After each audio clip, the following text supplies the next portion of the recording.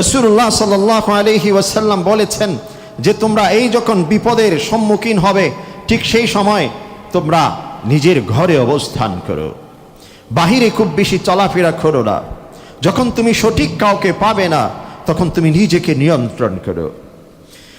আমরা দেখেছি ইতিহাসের মধ্যে অনেক যুদ্ধ হয়েছে, কিছু কিছু যুদ্ধ হয়েছে কাফির মুশরিকদের সাথে, আবার কিছু কিছু যুদ্ধ হয়েছে মুসলিমের সাথে। এই সমস্ত ইতিহাসের মধ্যে অনেক শিক্ষা আমাদের রয়েছে। যেমন হযরত আলী কাররামাল্লাহু ওয়াজহা, হযরত মুআবিয়া রাদিয়াল্লাহু আনহু, হযরত আলী কাররামাল্লাহু ওয়াজহা এবং মুআবিয়া রাদিয়াল্লাহু আনহু দুজনের মাঝে যুদ্ধ সংগঠিত হয়েছে। হ্যাঁ, দুজনের লোক নিহত হয়েছে, দুপক্ষে লোক গেছেন। নানাবিধ বিষয়গুলো নিয়ে ইজতিহাদি কিছু বিষয়, যেখানে লক্ষ্য ছিল একটা, আল্লাহকে সন্তুষ্ট করা। সেখানে লক্ষ্য কিন্তু ইসলামের শত্রুকে, ইসলামের বিপক্ষে যারা, তাদেরকে সহযোগিতা করা বা ইসলামের বিপক্ষে অবস্থান করা, আল্লাহর বিপক্ষে, রসুলের বিপক্ষে অবস্থান করা এমন নয়। দুজনেই সত্যের জন্য লড়াই করেছিলেন। এই জন্য দেখা গেছে ওই যুদ্ধের মধ্যে আলী কাররামাল্লাহু ওয়াজহার পক্ষে যারা নিয়েছেন তারা যখন নিহত হতো, হযরত মুআবিয়া রাদিয়াল্লাহু আনহুর পক্ষে যারা যুদ্ধ করছেন তারাও জানাজায় অংশগ্রহণ করেছেন। মুআবিয়া রাদিয়াল্লাহু আনহুর পক্ষে যারা যুদ্ধ করছেন যদি কখনো নিহত হয়েছেন, আলী কাররামাল্লাহু ওয়াজহা যিনি মুআবিয়ার বিপক্ষে, তার সেনাবাহিনী, তার পক্ষের লোকও জানাজায় অংশগ্রহণ করেছেন। অর্থাৎ দুজনের নিয়ত কিন্তু এক ছিল, বিরোধ ছিল না। হযরত আব্দুল্লাহ ইবনে ওমর রাদিয়াল্লাহু আনহু ঠিক সেই সময় তিনি ঘরের মধ্যে ছিলেন, ঘর থেকে তিনি বের হতেন না। কয়েকজন সাহাবী এসে তাকে জিজ্ঞাসা করলেন, আপনি ঘরের মধ্যে এভাবে বসে আছেন, বাহিরে কিন্তু অনেক কিছু হয়ে যাচ্ছে, আপনি কি জানেন না? বলছে আমি সেগুলো জানতে চাই না। বলছে কেন? বলছে এই জন্যে যে হযরত আলী কাররামাল্লাহু ওয়াজহা তিনি যেই উদ্দেশ্যে যুদ্ধ করছেন তিনিও হকের উপর, মুআবিয়া রাদিয়াল্লাহু আনহু তিনি যে উদ্দেশ্যে যুদ্ধ করছেন তিনিও হকের উপর। মাঝখানে কিছু মুনাফিক সেখানে ফিতনা সৃষ্টি করেছে, এখানে যদি আমি যাই ফিতনা আরো বেশি বৃদ্ধি পাবে। ঠিক এই সময় রাসূল বলেছেন তুমি নিজের ঘরকে আপন করে নাও, ঘর থেকে তুমি বের হয়ো না। এই জন্য আমি ফিতনা আরো বেশি সম্প্রসারিত হোক, ফিতনা আরো বেশি শক্তিশালী হোক, এটা আমি চাই না। এই জন্য আমি ঘরের মধ্যে অবস্থান করি। ونؤمن به ونتوكل عليه ونعوذ بالله من شرور أنفسنا ومن سيئات أعمالنا. من يهده الله فلا مضل له ومن يضلله فلا هادي له. وأشهد أن لا إله إلا الله وحده لا شريك له. وأشهد أن سيدنا ونبينا ومولانا محمدًا عبده ورسوله صلى الله تعالى عليه وعلى آله وأصحابه وبارك وسلم تسليمًا كثيرًا. أما بعد فأعوذ بالله من الشيطان الرجيم. بسم الله الرحمن الرحيم. يا أيها الذين آمنوا عليكم أنفسكم لا يضركم من ضل إذا اهتديتم إلى الله مرجعكم جميعا فينبئكم بما كنتم تعملون. صدق الله مولانا العظيم وصدق رسوله النبي الكريم ونحن على ذلك من الشاهدين والشاكرين والحمد لله رب العالمين. وعن أسامة بن زيد رضي الله عنه قال قال رسول الله صلى الله عليه وسلم. وعن أسامة بن زيد رضي الله عنه قال أشرف النبي صلى الله عليه وسلم على أطم من أطام المدينة فقال ألا ترون ما أرى؟ قالوا لا يا رسول الله. فقال إني لأرى الفتن تقع خلال بيوتكم كوقع القطر أو كما قال النبي عليه الصلاة والسلام. شكل رسول شان درود پاٹ کری. اللهم صل على سيدنا محمد وعلى آل سيدنا محمد كما صليت على إبراهيم وعلى آل إبراهيم إنك حميد مجيد.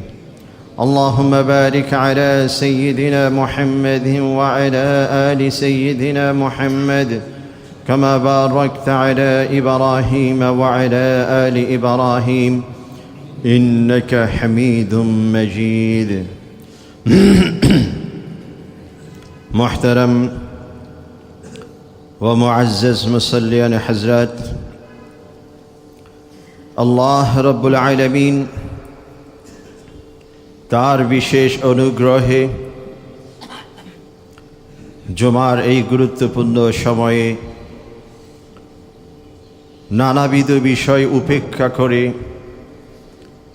আল্লাহকে ভালোবেসে তার ইবাদতের উদ্দেশ্যে তার ঘরে মেহমান হিসেবে যথাসময় উপস্থিত হওয়ার তৌফিক নসিব করেছেন। এই জন্য তার শুকরিয়া জ্ঞাপন করি, বলি আলহামদুলিল্লাহ।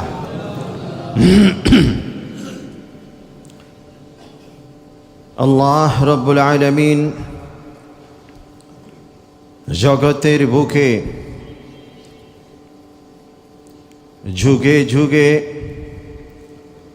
মানব জাতিকে সঠিক এবং সত্যের পথের দিশা দেবার উদ্দেশ্যে এক একজন ব্যক্তিত্ব নবী হিসেবে, রসুল হিসেবে নির্বাচন করে প্রেরণ করেছেন।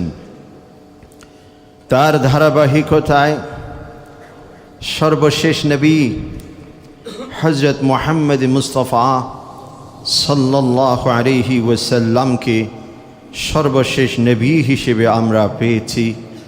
তার উম্মত হিসেবে আমরা ধন্য হতে পেরেছি। এটা আমাদের বিশেষ সৌভাগ্যের অন্যতম একটি কারণ। রাসূল করিম সাল্লাল্লাহু আলাইহি ওয়াসাল্লাম তিনি নির্দিষ্ট কোনো সময়, নির্দিষ্ট কোনো জাতির নবী নন। তিনি নবুয়তের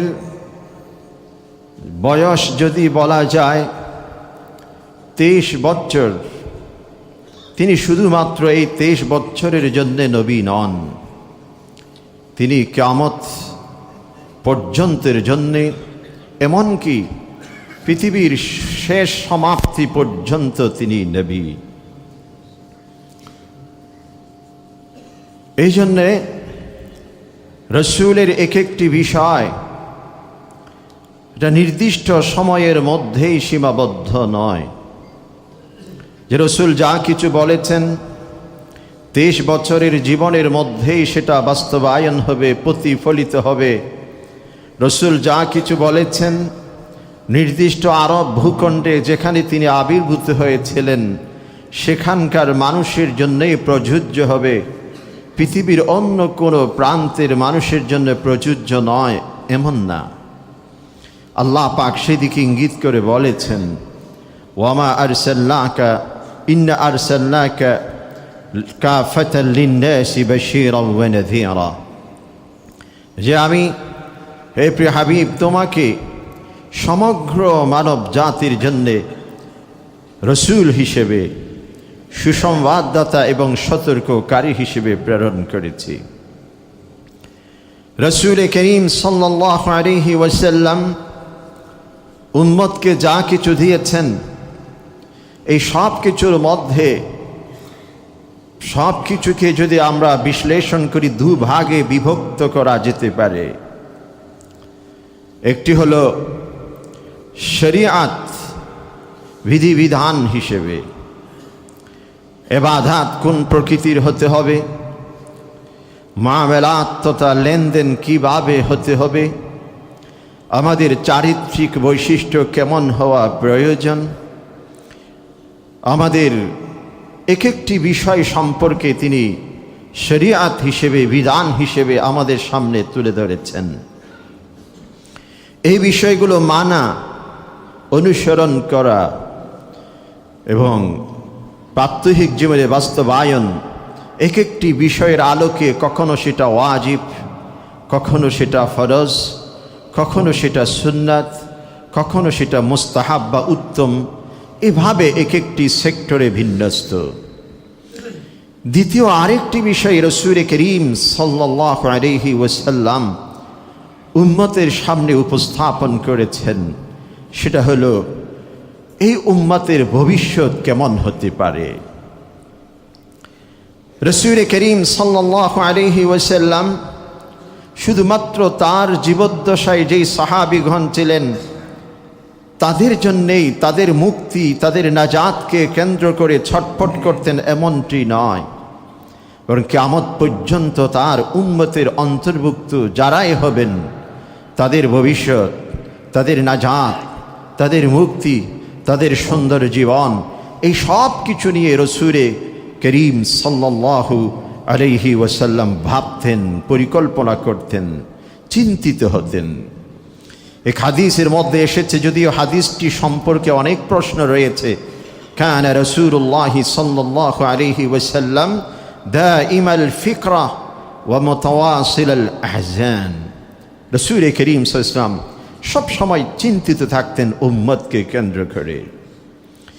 এই চিন্তিত হওয়া এই উদ্দেশ্যে নয়, রাসূল যখন পৃথিবী থেকে বিদায় নেবেন তার সহায় সম্পদ কতখানি থাকবে, তার ভবিষ্যৎ প্রজন্ম কিভাবে চলবে, রাসূল যখন জীবদ্দশায় তার শান শৌকত কেমন হবে, তার আসন, তার পজিশন, তার পদ পদবি কতখানি অটুট থাকবে, অক্ষুণ্ণ থাকবে, এই বিষয় নিয়ে রাসূল কখনো চিন্তিত হননি, বরং উম্মতকে নিয়ে তিনি চিন্তিত হয়েছেন। এই জন্যে আল্লাহ পাক রাসূলকে সতর্ক করে কয়েক জায়গায় বলেছেন, লাআল্লাকা বাখিউন নাফসাকা আলা আল্লা ইয়াকুনু মুমিনিন। হে আমার প্রিয় হাবিব, তুমি কি তোমার নিজেকে ধ্বংস করে দিবে এই চিন্তায় চিন্তিত হয়ে যে তারা কেন ঈমান আনে না। আরো বলছেন, ফালাআল্লাকা বাখিউন নাফসাকা আলা আসারিহিম ইল্লাম ইউমিনু বিহাদাল হাদিসি আসাফা। যে ফালাআল্লাকা বাখিউন নাফসাকা আসাফা, হে আমার প্রিয় হাবিব, তুমি কি তোমার নিজেকে আফসোস এবং অনুতপ্ত হয়ে, চিন্তিত হয়ে তুমি নিজেকে ধ্বংস করে দিবে যে তারা কেন তোমার এই দাওয়াত গ্রহণ করে না, তোমার এই সতর্কবাণী তারা কেন গ্রহণ করে না, এই বলে তুমি কি নিজেকে ধ্বংস করে দিবে? এত বেশি চিন্তিত তুমি হইও না। এইভাবে আল্লাহ পাক রাসূলকে সতর্ক করেছেন, সান্ত্বনা দিয়েছেন, কারণ রাসূল উম্মতকে কেন্দ্র করে সবচেয়ে বেশি চিন্তিত থাকতেন। উম্মাহাতুল মুমিনিনদের মধ্যে অনেকেই বর্ণনা করেছেন, হযরত আয়েশা সিদ্দিকা রাদিয়াল্লাহু আনহা সহ গভীর রাত্রিতে রাসূল করিম সাল্লাল্লাহু আলাইহি ওয়াসাল্লাম সেজদায় রত, মনে হচ্ছে রাসূল হয়তো এখানে শেষ হয়ে গেছেন, কিন্তু এক একটি শব্দ শোনা যাচ্ছে ফিস ফিস করে, উম্মতি উম্মতি উম্মতি, ইয়া রাব, আমার উম্মত যেন জাহান্নামী না হয়, তাদের জন্য নাজাত এবং মুক্তি যেন নিশ্চিত থাকে। এভাবে উম্মতের জন্য রাসূল কেঁদেছেন, ভেবেছেন, পরিকল্পনা করেছেন। অতএব রাসূল করিম সাল্লাল্লাহু আলাইহি ওয়াসাল্লাম কিয়ামত পর্যন্ত মানুষ কোন কোন প্রকৃতির বিপদের সম্মুখীন হতে পারে, কোন কোন সিচুয়েশন তাদের সামনে আসতে পারে, এই সম্পর্কে রাসূল করিম সাল্লাল্লাহু আলাইহি ওয়াসাল্লাম সতর্ক করেছেন। যেমনটি রাসূল ইবাদতের বিষয় নিয়ে এসেছেন, লেনদেনের বিষয় নিয়ে এসেছেন, স্বভাব চরিত্র আচরণগত কেমন হতে হবে এই বিষয়গুলো নিয়ে এসেছেন, ওই সব কিছু যেমনটি আমরা মানি, বিশ্বাস করি, গ্রহণ করি, ঠিক তেমনিভাবে রাসূল যে সতর্ক বাণী দিয়ে গেছেন কিয়ামত পর্যন্তের জন্যে, ওইগুলো বিশ্বাস করতে হবে, সতর্ক থাকতে হবে এবং সেখান থেকে সমাধানের যে পথ রাসূল দিয়েছেন সেটাকে অবশ্যই আমাদের অনুসরণ করতে হবে।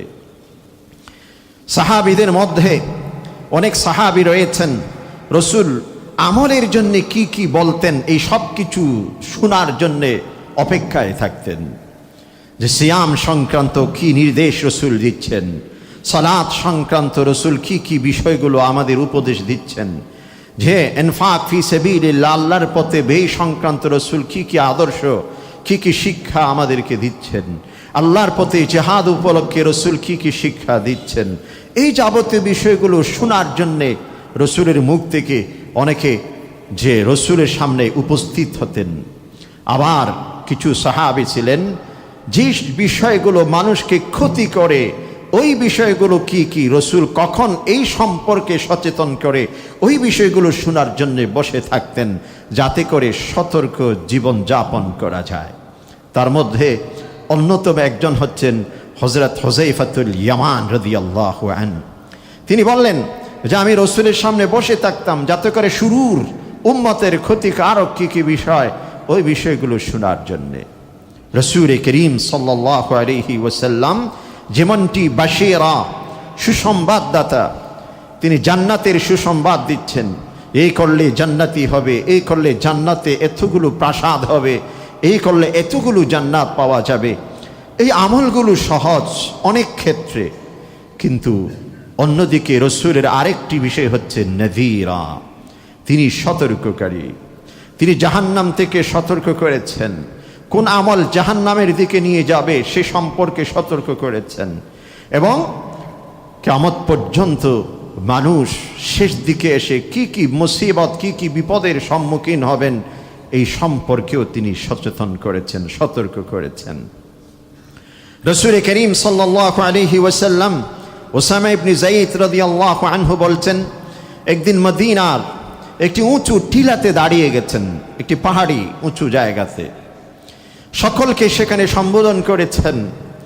অতঃপর বলছেন, আলা তারাউনা মা আরা, যে তোমরা কি এমন কিছু বিষয় দেখতে পাচ্ছ যেগুলো আমি দেখতে পাচ্ছি?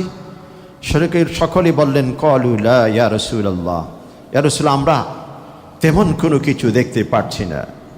অতঃপর রসূল বলছেন, ফা ইন্নী লা আরাল ফিতান তাকাউ খিলালা বুয়ুতিকুম কাওয়াকাইল কাতার, আসমান থেকে যখন বৃষ্টির ফোঁটা পড়ে, এক একটি ফোঁটা অনবরত পড়তে থাকে, যে ঘরের ছাদে যেমন টিনের ঘর যদি হয় তখন ঝুমঝুম শব্দ হতে থাকে, এক একটি ফোঁটা পড়তে থাকে, যে আসমান থেকে বৃষ্টির ফোঁটা যেমনটি ঘরে পড়তে থাকে, আমি দেখতে পাচ্ছি তোমাদের ঘরের মধ্যে এভাবে এক একটি ফিতনা এক একটি বিষয় এসে অবতীর্ণ হচ্ছে,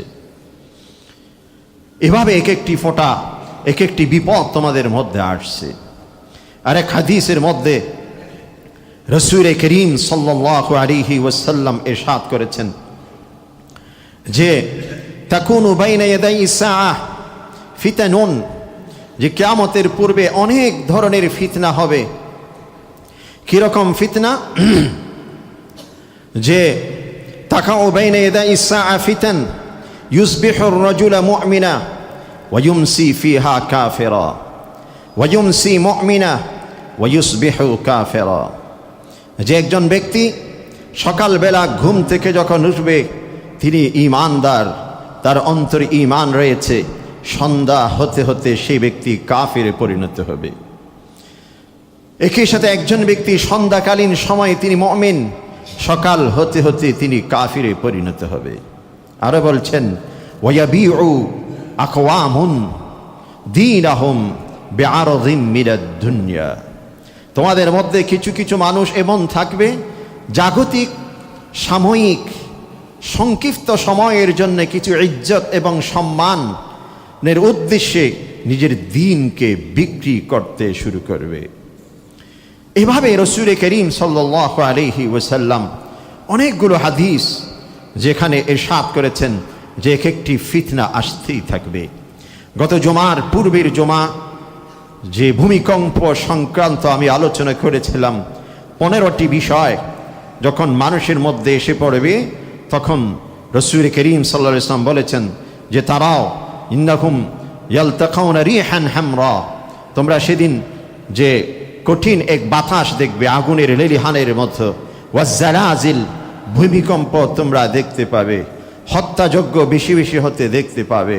এভাবে যে 15টি বিষয় ওই হাদিসের মধ্যে স্পষ্টভাবে সেদিন আমি তুলে ধরেছিলাম।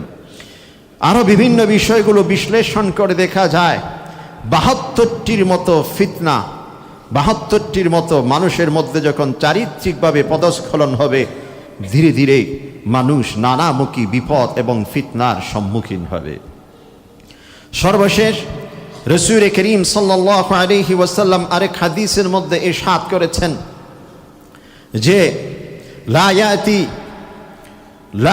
লা ইয়াযহাবু দুনিয়া, পৃথিবী শেষ হবে না, হাত্তা ইয়াতি আলান নাসি জামান, যতক্ষণ পর্যন্ত না মানুষের মধ্যে এমন একটি মুহূর্ত আসবে, লা ইয়াদিরিল কাতিলু ফিমা কাতালা ওয়াল মাকতুলু ফিমা কুতিলা।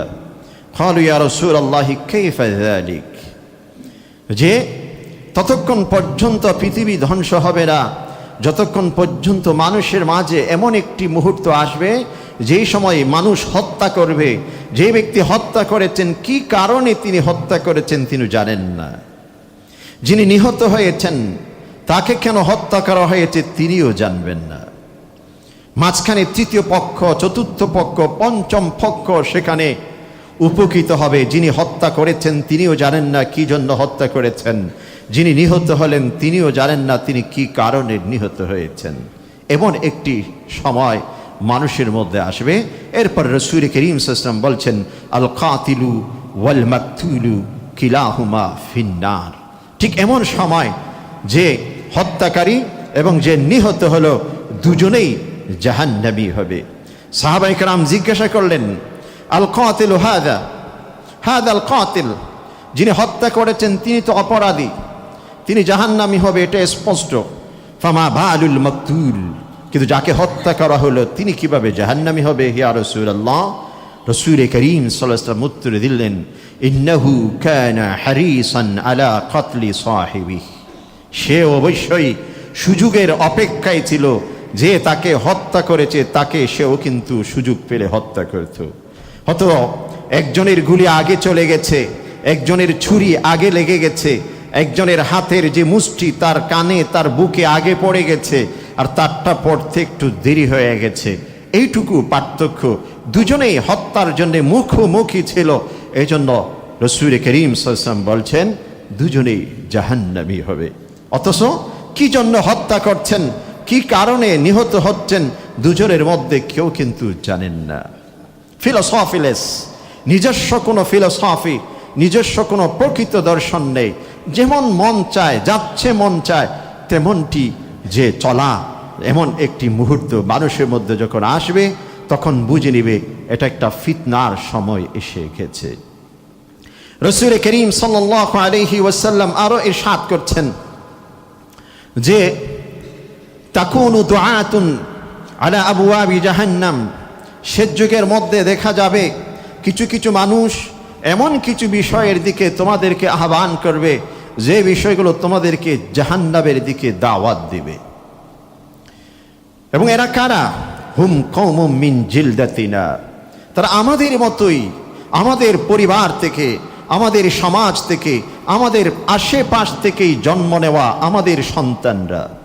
ওয়ায়াতাকাল্লামুনা বিআলসিনাতিনা, তারা আমাদের কণ্ঠে সুর মিলিয়ে কথা বলবে, তারা আমাদের মতোই কথা বলবে, কিন্তু তারা আমাদেরকে জাহান্নামের দিকে দাওয়াত দিবে, তারাও বুঝবে না। রাসূল করিম সাল্লাল্লাহু আলাইহি ওয়াসাল্লাম বলছেন সেই সময় তুমি কি করবে? ফালতাজিম জামাআতুল মুসলিমিন আও ইমামাহুম, ঠিক সেই সময় মুসলিম উম্মার মধ্যে যারা যে ইমাম থাকেন, যারা আলিম থাকেন, ইমামের অর্থ মসজিদের ইমাম নয়, ইমামের অর্থ হচ্ছে সত্যিকার অর্থে যারা দাওয়াতের কাজে দক্ষতা, বিচক্ষণতা, সত্যবাদিতা, আমানতদারিতার সাথে যারা দাওয়াতের কাজ করে তাদের কথাই বলছেন, তোমরা তাদের অনুসরণ করো। সাহাবায়ে কেরাম প্রশ্ন করলেন, ইয়া রাসূলুল্লাহ, সে সময় যদি এমন কাউকে পাওয়াও না যায়, ফাইল্লাম তাকুন জামাআতুম মিনাল মুসলিমিন আও ইমামা, যদি সেই সময় যদি সেরকম দক্ষ কোনো দল, সেরকম দক্ষ কোনো ব্যক্তি, ইমাম যদি না থাকে, ফাতাজিল তিলকাল ফিরাকা কুল্লাহা, রাসূল করিম সাল্লাল্লাহু আলাইহি ওয়াসাল্লাম বলছেন, সেই সময় তোমাদেরকে যারা ওই জাহান্নামী বিষয়ের দিকে আহ্বান করে তাদেরকে পরিপূর্ণরূপে তোমরা পরিহার করো। এমনকি ওয়ালাউ আন তা'আদ্দু আসলা শাজারাতিন হাত্তা ইউদরিকাল মাউত ওয়া আনতা কাযালিক। এমনকি যখন বন্যা আসে, জলোচ্ছ্বাস হয়, দেখা গেল আমাদের ঘরের পাশে বন্যার পানি সব কিছু সাইলাবে সব কিছু ভেসে নিয়ে যাচ্ছে, ঠিক সেই সময় আমরা কি করব? একটা শক্ত গাছ যদি দেখি, সে গাছটিকে শক্তভাবে ধরে রাখবো। যদি এখানে মৃত্যু হইতে হলো, কিন্তু এটা একমাত্র এটাই আমার সাহারা, একমাত্র এটাই আমার উপায়, একমাত্র এটাই অবলম্বন, সেই জন্য সেই গাছের শিকড় আমরা ধরে থাকি, গাছটিকে ধরে থাকি। রাসূল বলছেন, তুমি ওই গাছের গোড়া ধরে রাখো, সেখানে যদি তোমার মৃত্যু হয় তবু তোমার জন্য সেটা অনেক উত্তম। এভাবে রাসূল করিম সাল্লাল্লাহু আলাইহি ওয়াসাল্লাম এক একটি বিষয় সম্পর্কে সচেতন করেছেন। যেই সমস্ত বিষয়গুলো সম্পর্কে সচেতন করেছেন যে শেষ যুগে কি কি হতে পারে। মদের বিষয়, মদকে মানুষ পানির মতো করে পান করবে। আজকে আমরা বিভিন্ন যে লাক্সারিয়াস হোটেল এবং রেস্টুরেন্টে গেলে দেখা যায় মদকে আমরা এমনভাবে গ্রহণ করি, এটা একটা সারাবান তহুরের মতো, এটা স্বাস্থ্যগত ভালো, যে আমাদের যে এনার্জেটিক একটি ড্রিঙ্কিং ওয়াটার হিসেবে আমরা সেটাকে গ্রহণ করি। এটা যে মদ, এটা যে হারাম, এটা যে ইসলাম নিষেধ করেছে, ওইটুকু আমাদের মন থেকে মুছে গেছে। নামাজকে মানুষ একেবারে সামান্য বিষয় হিসেবে গ্রহণ করবে। আজকে দেখুন যে যখন আজান হয় কত পার্সেন্ট লোক মসজিদে আসে, আর কত পার্সেন্ট লোক একেবারে গাফেল। আজান হচ্ছে সে বিষয়ে তার তেমন কোনো ভ্রুক্ষেপ নেই, কোনো মনের মধ্যে কোনো যে এমনটুকু অনুভূতি নেই যে আজান হচ্ছে, একটি গুরুত্বপূর্ণ কাজের দিকে আহ্বান করা হচ্ছে, এইটুকু অনুভূতি উপলব্ধি অনেকের কাজ করে না। ব্যবসা বাণিজ্য ঠিক চলছে, ছারগারাম, অফিস আদালত সব কিছু চলছে, এমনকি খেলাধুলা পর্যন্ত চলছে, মদের শালা সব কিছু চলছে, সব কিছুই ঠিকঠাক, আজান হচ্ছে, এতে করে কারো গায়ে কোনো সামান্যটুকু যে একটু পরিবর্তন এটা দেখা যায় না। একই সাথে সুদকে মনে করবে এটা একটি ব্যবসা, সুদকে মনে করবে এটা একটি ব্যবসা, যে ব্যবসায় যেমনটি প্রফিট অর্জন করা যায়। যে আমি একটি পণ্য ক্রয় করলাম, যে একজন সবজি বিক্রেতা তিনি আড়ত থেকে কিছু সবজি বিক্রি করে 2 টাকা 5 টাকা 10 টাকা সেখান থেকে লাভ সে নিল, এটাখানে যেমনটি সে প্রফিট গ্রহণ করে, আমিও ঠিক তেমনিভাবে টাকা দিয়ে টাকা নিচ্ছি, এখানে একটি প্রফিট আমি গ্রহণ করছি। এটা একটা ব্যবসা, এটা বিজনেস, এটা সুদ ভিত্তিক যে রাসূল হারাম করেছেন, আল্লাহ যে হারাম করেছেন, আহাল্লাল্লাহুল বাইআ ওয়া হাররামার রিবা, এইটুকু আমাদের মধ্য থেকে মুছে যাবে। ইসলামের এক একটি ফরজ এটাকে একেবারেই মনে করা হবে সামাজিক অন্তরায়। যেমনটি পর্দা, শিক্ষা, দ্বীনি শিক্ষাকে আমরা মনে করি যে মানুষের অধপতন, মানুষের সামাজিক উন্নতি অগ্রগতির একটি অন্তরায়। যারা দ্বীনি শিক্ষায় শিক্ষিত হয় সমাজের মধ্যে তারা নিগৃহীত, তেমন কিছু করার সুযোগ তাদের থাকে না। বরঞ্চ অন্যান্য শিক্ষা যদি একজন ব্যক্তি গ্রহণ করে তাহলে অবশ্যই তিনি জীবনযাপনে, জীবিকা উপার্জনে তিনি অনেক কিছু যোগ্যতা অর্জন করতে পারবে। এই জায়গাতে একটি বিষয় বলে দিতে হয়, শিক্ষা মানুষের জীবিকা উপার্জনের জন্যে নয়, শিক্ষা হচ্ছে মানুষ সভ্য হওয়ার জন্যে, শিক্ষা হচ্ছে মানুষ রূপে পরিণত হওয়ার জন্যে, শিক্ষা হচ্ছে মানুষকে প্রাণী জগৎ থেকে, হিংস্র প্রাণী থেকে মানুষকে পৃথক করার জন্যে। তবে হ্যাঁ, জীবিকা উপার্জনের জন্য অন্যান্য যোগ্যতা, অন্যান্য বিষয়গুলো হতে পারে, কিন্তু যখন ওই শিক্ষাকে শুধুমাত্র জীবিকা উপার্জনের উপকরণ, একটি কারণ হিসেবে মানুষ চিহ্নিত করেছেন, এটাকে নির্ণয় করেছেন, তখন সেই শিক্ষার মধ্যে প্রকৃত যে বৈশিষ্ট্য সেটুকু সেখান থেকে বিলুপ্ত হয়ে গেছে। যে শিক্ষা মানুষকে মানুষ করার যে বৈশিষ্ট্য, এটা বিলুপ্ত হয়ে গেছে। এখন ধন সম্পদ যত বেশি বৃদ্ধি করা যাবে, এর পিছনে শিক্ষা ব্যয় হচ্ছে। এই জন্য আমি বলেছিলাম যে বিড়াল আর বনের যে সিংহ এবং নেকড়ে, এ দুটোর মধ্যে পার্থক্য কোথায়? বিড়ালের কাছে তেমন কোনো কৌশল নেই শিকার করার, দেখতে কিন্তু একই রকম একেবারে। হ্যাঁ, বাঘে যেমনটি নিজের সামনের দুটো পা দিয়ে হাতের মতো ব্যবহার করে আমরা বিড়ালকে দেখবেন সামনের দুটো হাতকে কিন্তু সেভাবে ব্যবহার করে। একটা ছোট্ট বল যদি তার দিকে ছুটে দেওয়া হয় বা কোনো খাদ্য যদি তার দিকে ছুটে দেওয়া হয়, তখন সে সামনের দু পাকে ওইভাবে ব্যবহার করে, একটা ছোট্ট একটা বাঘের মতো। কিন্তু বাঘের সেই কৌশল যারা আছে শিকার করার, সে সেটুকু করতে পারে। এখন আমাদের শিক্ষাও হয়ে গেছে ঠিক সেরকম, যে অশিক্ষিত মানুষ একটি বিড়ালের মতো, আর যে শিক্ষিত মানুষ তার কাছে বাঘের মতো থাবা দেবার সেই কৌশল সে অর্জন করেছেন। কিভাবে কলমের খোঁচায়, কিভাবে আইনের মার পেছে, কিভাবে দাড়ি ক্ষমা পরিবর্তন করে, কিভাবে আকার ইকার পরিবর্তন করে, কিভাবে লুটে নেওয়া যায়, লুণ্ঠন করা যায়, শিকার করা যায়, এইটুকু পার্থক্য হয়েছে। কারণ শিক্ষার যে মৌলিক লক্ষ্য এবং উদ্দেশ্য, এখান থেকে আমরা সরে এসেছি। ইনি হাও রাসূল করিম সাল্লাল্লাহু আলাইহি ওয়াসাল্লাম এটা বলেছেন যে জ্ঞান অর্জন করা হবে ওয়া তুআল্লামু লিগাইরিদ দ্বীন, দ্বীনের উদ্দেশ্যে নয়, সভ্যতার উদ্দেশ্যে নয়, নীতি নৈতিকতার শিক্ষার উদ্দেশ্যে নয়। শিক্ষাকে অন্য উদ্দেশ্যে যখন প্রবাহিত করা হবে, অন্য উদ্দেশ্যে যখন মূল্যায়ন করা হবে, তখন বুঝে নিতে হবে আমি এক বিপদের সম্মুখীন হতে যাচ্ছি, যেই বিপদে আমরা এখন ডুবে আছি। এই জন্যই এই ফিতনাগুলো সম্পর্কে রাসূল করিম সাল্লাল্লাহু আলাইহি ওয়াসাল্লাম সতর্ক করেছেন। এবং রাসূলুল্লাহ সাল্লাল্লাহু আলাইহি ওয়াসাল্লাম বলেছেন যে তোমরা এই যখন বিপদের সম্মুখীন হবে, ঠিক সেই সময় তোমরা নিজের ঘরে অবস্থান করো, বাহিরে খুব বেশি চলাফেরা করো না। যখন তুমি সঠিক কাউকে পাবে না, তখন তুমি নিজেকে নিয়ন্ত্রণ করো। আমরা দেখেছি ইতিহাসের মধ্যে অনেক যুদ্ধ হয়েছে, কিছু কিছু যুদ্ধ হয়েছে কাফির মুশরিকদের সাথে, আবার কিছু কিছু যুদ্ধ হয়েছে মুসলিমের সাথে। এই সমস্ত ইতিহাসের মধ্যে অনেক শিক্ষা আমাদের রয়েছে। যেমন হযরত আলী কাররামাল্লাহু ওয়াজহা, হযরত মুআবিয়া রাদিয়াল্লাহু আনহু, হযরত আলী কাররামাল্লাহু ওয়াজহা এবং মুআবিয়া রাদিয়াল্লাহু আনহু দুজনের মাঝে যুদ্ধ সংগঠিত হয়েছে। হ্যাঁ, দুজনের লোক নিহত হয়েছে, দুপক্ষে লোক গেছেন। নানাবিধ বিষয়গুলো নিয়ে ইজতিহাদি কিছু বিষয়, যেখানে লক্ষ্য ছিল একটা, আল্লাহকে সন্তুষ্ট করা। সেখানে লক্ষ্য কিন্তু ইসলামের শত্রুকে, ইসলামের বিপক্ষে যারা, তাদেরকে সহযোগিতা করা বা ইসলামের বিপক্ষে অবস্থান করা, আল্লাহর বিপক্ষে, রসুলের বিপক্ষে অবস্থান করা এমন নয়। দুজনেই সত্যের জন্য লড়াই করেছিলেন। এই জন্য দেখা গেছে ওই যুদ্ধের মধ্যে আলী কাররামাল্লাহু ওয়াজহার পক্ষে যারা নিয়েছেন, তারা যখন নিহত হতো, হযরত মুআবিয়া রাদিয়াল্লাহু আনহুর পক্ষে যারা যুদ্ধ করছেন, তারাও জানাজায় অংশগ্রহণ করেছেন। মুআবিয়া রাদিয়াল্লাহু আনহুর পক্ষে যারা যুদ্ধ করছেন, যদি কখনো নিহত হয়েছেন, আলী কাররামাল্লাহু ওয়াজহা যিনি মুআবিয়ার বিপক্ষে, তার সেনাবাহিনী, তার পক্ষের লোকও জানাজায় অংশগ্রহণ করেছেন। অর্থাৎ দুজনের নিয়ত কিন্তু এক ছিল, বিরোধ ছিল না। হযরত আব্দুল্লাহ ইবনে ওমর রাদিয়াল্লাহু আনহু ঠিক সেই সময় তিনি ঘরের মধ্যে ছিলেন, ঘর থেকে তিনি বের হতেন না। কয়েকজন সাহাবী এসে তাকে জিজ্ঞাসা করলেন, আপনি ঘরের মধ্যে এভাবে বসে আছেন, বাহিরে কিন্তু অনেক কিছু হয়ে যাচ্ছে, আপনি কি জানেন না? বলছে আমি সেগুলো জানতে চাই না। বলছে কেন?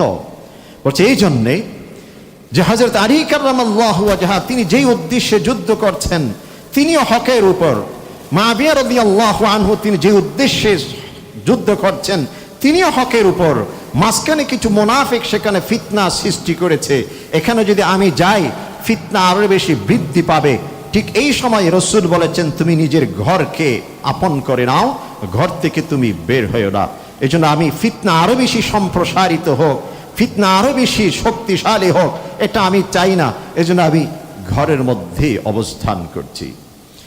রাসূল করিম সাল্লাল্লাহু আলাইহি ওয়াসাল্লামের সাহাবী দুইজন যুদ্ধে, আরেকজন সাহাবী নিজেকে নীরব, ফিতনা থেকে দূরে থাকার জন্যে। এই জন্যেই কোন ইসলামিক স্কলার বলেছেন যে যখন দেখবে চতুর্দিকে শান্তি আর শান্তি, ঠিক সেই সময় তোমরা ওমর ইবনুল খাত্তাবকে কি করো? অনুসরণ করো। ইক্তাদাউ ওমর ইবনুল খাত্তাব ফিল আমান, শান্তির সময়, ওয়াক্তাদাউ ইবনা ফিল ফিতন। আর যখন দেখবে ফিতনা হবে, চতুর্দিকে নানাবিধ বিপদ আসবে, আপনজনদের মধ্যে যুদ্ধ হবে, আপনের সাথে যখন লড়াই লিপ্ত হবে, ঠিক সেই সময় তোমরা উমর ইবনুল খাত্তাবের সন্তানের অনুসরণ করো, অর্থাৎ আব্দুল্লাহ ইবনে ওমরের অনুসরণ করো। তিনি ঘর থেকে বের হয়নি।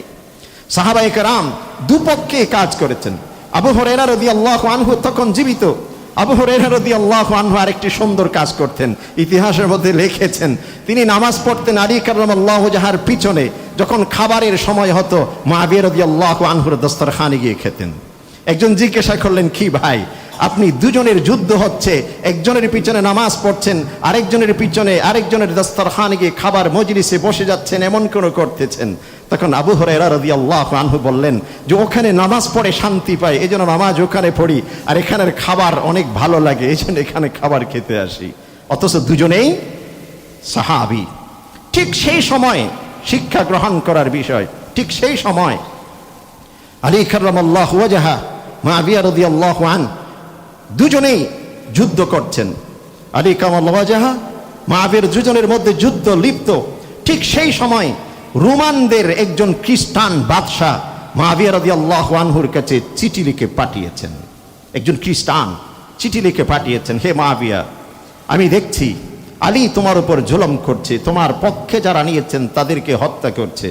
ঠিক এই সময় তোমার যদি কোনো শক্তির প্রয়োজন হয়, আমি তোমার পাশে আছি, তুমি শুধুমাত্র একটু ইঙ্গিত দিবে, আমি চলে আসব। মুআবিয়া রাদিয়াল্লাহু আনহু ঠিক সেই সময় লিখে পাঠিয়েছেন, হে খ্রিস্টান বাদশাহ, তুমি কি মনে করেছো আমার সাথে আলীর যুদ্ধ? তার অর্থ এই নয় যে তুমি এসে আমার ভাই আলীর উপর আক্রমণ করবে। যদি তুমি আলীর দিকে, আলী কাররামাল্লাহু ওয়াজহার দিকে একবার চোখ রাঙিয়ে দেখো, সর্বপ্রথম আলী কাররামাল্লাহু ওয়াজহার যে তাবু থেকে যে ব্যক্তি তোমার উপর সর্বপ্রথম আক্রমণ করবে তিনি হব আমি মুআবিয়া। তার মানে কি বোঝা গেল? ভাইয়ে ভাইয়ে যুদ্ধ হতে পারে, আপনদের মধ্যে লড়াই হতে পারে, শত্রু পক্ষকে কোনোভাবে সুযোগ দেওয়া যাবে না। সাহাবায়ে কেরামদের এই শিক্ষার মধ্যে বহুমুখী শিক্ষা রয়েছে। এটা যদি আমি দিন ভিত্তিক নেই তাও শিক্ষা আছে, জাগতিক দুনিয়া ভিত্তিক নেই তাও শিক্ষা আছে, রাষ্ট্রীয় ভিত্তিক নেই তাও শিক্ষা আছে। যে আমি রাষ্ট্রীয় উন্নয়নের জন্য দুপক্ষের মধ্যে যুদ্ধ হতে পারে, দ্বিমত হতে পারে, মত পার্থক্য হতে পারে, কিন্তু আমি একই রাষ্ট্রের, একই দেশের, একই সমাজের, একই মায়ের সন্তান, আমাদের মধ্যে যুদ্ধ হতে পারে, পরস্পর মতো পার্থক্য হতে পারে, কিন্তু আমার ভাইকে পরাজিত করার জন্যে, আমার ভাইয়ের হাত থেকে ক্ষমতাকে লুটে নেবার জন্যে, আমার ভাইকে লাঞ্ছিত করার জন্যে আমার কোনো শত্রুর সাথে আমি হাত মিলিয়ে আমার ভাইকে হত্যা করব, এটা হবে সবচেয়ে বোকা এবং আহমাকের কাজ। আলী কাররামাল্লাহু ওয়াজহার এই ঘটনার মধ্যে, মুআবিয়া রাদিয়াল্লাহু আনহুর এই ইতিহাসের মধ্যে চতুর্মুখী শিক্ষা পাওয়া যায়। আর যদি দিন ভিত্তিক হয় তাও কিন্তু এখানে শিক্ষা পাওয়া যায় যে এই যে মুসলিম নেশন, আমরা মুসলিম জাতি হিসেবে এক, অভিন্ন। ইন্নামাল মুমিনুনা ইখওয়া, আমাদের পরস্পরের কখনো দ্বন্দ্ব হতে পারে, মত পার্থক্য তৈরি হয়ে যেতে পারে।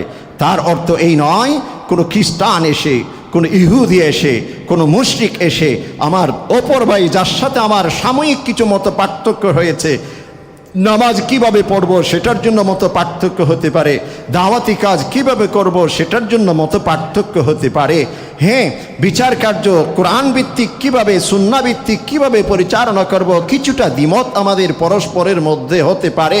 তার অর্থ এই নয় আমি অন্য কোনো ইসলামের শত্রু, কোরআনের শত্রু, কোরআন যাদেরকে শত্রু হিসেবে চিহ্নিত করে দিয়েছেন তাদের সাথে হাত মিলিয়ে আমার ভাইকে আমি হত্যা করব, আমার ভাইয়ের শত্রু হিসেবে আমি দাঁড়াবো। এটা হবে সবচেয়ে বড় মুনাফিকি, এটা হবে সবচেয়ে বড় গাদ্দারি, এটা হবে সবচেয়ে বড় বুকাবি। মুআবিয়া এবং আলী কাররামাল্লাহু ওয়াজহার এই শিক্ষা থেকে, ইতিহাস থেকে এই শিক্ষাটুকু পাওয়া যায়। এই জন্য দুঃখের বিষয়, আফসোসের বিষয়, আমরা এই সমস্ত ইতিহাস থেকে শিক্ষা গ্রহণ করি না। রাসূল করিম সাল্লাল্লাহু আলাইহি ওয়াসাল্লাম যখন সাহাবায়ে কেরামদেরকে বললেন, যখন তোমরা দেখবে ফিতনা চতুর্দিকে ছড়িয়ে পড়েছে, ঠিক সেই সময় তুমি নিজের ঘরকে সবচেয়ে আশ্রয়স্থল হিসেবে গ্রহণ করবে। কিছু কিছু সাহাবী প্রশ্ন করেছেন, ইয়া রাসূলুল্লাহ, কোরআনে কারীমের মধ্যে বলেছেন ওয়ালতাকুম মিনকুম উম্মাহ ইয়াদউনা ইলাল খায়র ওয়া ইয়া'মুরুনা বিল মা'রুফ ওয়া ইয়ানহাউনা আনিল মুনকার ওয়া উলাইকা হুমুল মুফলিহুন, যে তোমাদের মধ্যে এমন একটি দল হতে হবে যারা মানুষকে যে ন্যায়ের পথে আহ্বান করবে এবং অন্যায় থেকে মানুষকে প্রতিহত করবে, বিরত রাখবে, এবং তারাই হচ্ছেন সফল জাতি। ইয়াদউনা ইলাল খাইর, যারা কল্যাণের পথে আহ্বান করবে। যখন ফিতনা চতুর্দিকে ছড়িয়ে পড়বে, যারা ফিতনার সম্মুখীন হচ্ছে, মুখোমুখি হচ্ছে, তাদেরকে বিপদ থেকে রক্ষা করা তো আমাদের দায়িত্ব। তাহলে আমি কেন ঘরে বসে থাকব?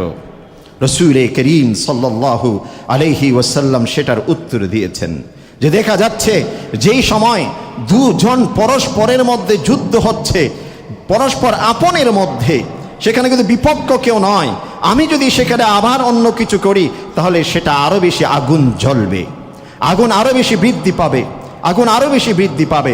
তখন তুমি সে আগুন নিভাতে যেও না। কারণ যদি তুমি আগুন নিভাতে যাও, যে আমাদের দেশে একটা কথা আছে, দুটো বিড়াল যখন ঝগড়া করে তখন রাগ কিন্তু আগুন, সেটা প্রাণী হোক, যে কোনো কারো হোক, রাগ কিন্তু এক ধরনের আগুন। যে বিড়াল যদি ঝগড়া করে সেখানে একটু পানি ছিটিয়ে দিলে তখন তাদের ঝগড়া আরো বেশি বৃদ্ধি পেয়ে যায়। অথচ পানি হচ্ছে আগুন নিভানোর জন্য। তো কখনো কখনো সে আগুন কিন্তু পানি অনেক সময় বৃদ্ধিও করে দিতে পারে। অতএব তুমি যখন ঘর থেকে বের হবে, তোমার কারণে যদি ফিতনা আরো বেশি সম্প্রসারিত হবে এমন মনে হয়, তুমি নিজের ঘরকেই সবচেয়ে আশ্রয়স্থল হিসেবে গ্রহণ করো। এবং রাসূল করিম সাল্লাল্লাহু আলাইহি ওয়াসাল্লাম সেই সময়ের জন্য দোয়া শিখিয়ে দিয়েছেন। হযরত আব্দুল্লাহ ইবনে আব্বাস রাদিয়াল্লাহু আনহু থেকে বর্ণিত, ইরশাদ করছেন, কানা রাসূলুল্লাহ সাল্লাল্লাহু আলাইহি ওয়াসাল্লাম ইয়াতাআওয়াযু দুবুরা কুল্লি সালাতিন মিন আরবা। রাসূল করিম সাল্লাল্লাহু আলাইহি ওয়াসাল্লাম 5 ওয়াক্ত নামাজের পরে 4টি জিনিস থেকে আশ্রয় প্রার্থনা করতেন। 4টি জিনিস থেকে। 1 নম্বর, আল্লাহুম্মা ইন্নী আউযু বিকা মিন আযাবিল কবর। হে আল্লাহ, আপনার কাছে আমি কবরের আযাব থেকে আশ্রয় প্রার্থনা করছি। 2 নম্বর, আল্লাহুম্মা ইন্নী আউযু বিকা মিন আযাবিন নার। হে আল্লাহ, আপনার কাছে আমি জাহান্নামের আযাব থেকে আশ্রয় প্রার্থনা করছি। এরপর আল্লাহুম্মা ইন্নী আউযু বিকা মিনাল ফিতান মা যাহারা মিনহা ওয়া মা বাতান। হে আল্লাহ, আপনার কাছে আমি ওই সমস্ত ফিতনা থেকে আশ্রয় প্রার্থনা করছি যেই ফিতনা কখনো প্রকাশ্যে, কখনো গোপনে, কখনো সেটা মাটির উপর, কখনো নিচে, যে কোনোভাবে যে কোনো কিছু ফিতনা থেকে আপনার কাছে আশ্রয় প্রার্থনা করছি। এবং সর্বশেষ 4 নম্বর আশ্রয় প্রার্থনা করতেন, আল্লাহুম্মা ইন্নী আউযু বিকা মিনাল আওয়ারিল কাযযাব। হে আল্লাহ, আপনার কাছে যে আমি মসীহুদ দাজ্জাল, দাজ্জাল থেকে আপনার কাছে আশ্রয় প্রার্থনা করছি। এই জন্য ফিতনার যুগ যখন আসবে তখন আল্লাহর কাছে এই প্রার্থনাগুলো করা, আল্লাহুম্মা ইন্নী আউযু বিকা মিনাল ফিতান মা যাহারা মিনহা ওয়া মা বাতান। এই ফিতনার যে যাবতীয় বিষয়গুলো তুলে ধরার অর্থ হলো এই সতর্ক থাকা, কোনটি ফিতনা সেখান থেকে বেঁচে থাকা। যে ফিতনার বিষয়গুলো কি কি, যে শরাব মদ আমি পান করতে পারবো কিনা, মদকে আমি কিভাবে মূল্যায়ন করব, ব্যবসা বাণিজ্যের ক্ষেত্রে কোন পথ আমি অবলম্বন করব, লেনদেনের ক্ষেত্রে কোন পথ আমি অবলম্বন করব, আমার ব্যক্তি জীবনে কোনটি ফরজ, কোনটি ওয়াজিব, কোনটি সুন্নত, সে সম্পর্কে আমি যেন সচেতন হই। একই সাথে সামাজিক মানুষের সাথে যখন আমার উঠা বসা হবে তখন কাকে কিভাবে মূল্যায়ন করব। শেষ যুগ যখন হবে, যখন যে অশ্লীলতা বৃদ্ধি পাবে, বেহায়াপনা বৃদ্ধি পাবে, যে মেয়েদের পোশাক কমে যাবে, পোশাক পরেছে অথচ মনে হবে সে ন্যাংটা অবস্থায়। দেখবেন আপনারা বিভিন্ন শপিং মলে, বিভিন্ন জায়গাতে মেয়েদের চলাফেরা, পোশাক পরেছে অথচ মনে হচ্ছে যেন ন্যাংটা দাঁড়িয়ে আছে। এটার পিছনে কারণ অনুভূতি শক্তি, অনুভূতি, হায়া, লজ্জাবোধ মানুষের মধ্য থেকে বিলুপ্ত হয়ে যাচ্ছে। এগুলো হচ্ছে ফিতনা, এগুলো হচ্ছে ফিতনা। এরকম ফিতনা যখন আসবে তখন সতর্ক থাকতে হবে, সচেতন থাকতে হবে। এই ফিতনা থেকে যেন আমরা নিজেরাও রক্ষা পাই, অপরকেও রক্ষা করা যায়। এবং বিচলিত হওয়ার কোনো সুযোগ নেই, ভেঙে পড়ার কোনো সুযোগ নেই। যে ব্যক্তির ঈমান রয়েছে সে ব্যক্তি কখনো ভেঙে পড়ে না। ফিতনা শব্দের অর্থ হলো কি? ফিতনা শব্দের অর্থ হচ্ছে আপনার, যে আমরা দেখেছি যারা স্বর্ণকার, যার স্বর্ণকে আগুনে গলানোর পরে কোনটি সলিড স্বর্ণ আর কোনটি খাদ, দুটোকে পার্থক্য করে। যে ফিতনার অর্থ হচ্ছে ওই পার্থক্য করার নাম। আল্লাহ পাক এই সমস্ত ফিতনাগুলো দিয়ে মানুষকে পরীক্ষা করে কার অন্তরে সলিড ঈমান আছে আর কার অন্তরে ঈমানের সাথে নেফাকের খাদ মিশ্রিত রয়েছে, দুটোকে পরীক্ষা করার জন্যে আল্লাহ পাক এই ফিতনাগুলো দিয়ে থাকে। যেহেতু এই ফিতনাগুলো আল্লাহর পক্ষ থেকে এক একটি কোয়েশন, এক একটি ইমতিহানের পরীক্ষার এক একটি প্রশ্ন, তাহলে আমাকে কিন্তু সেভাবেই উত্তর দিতে হবে।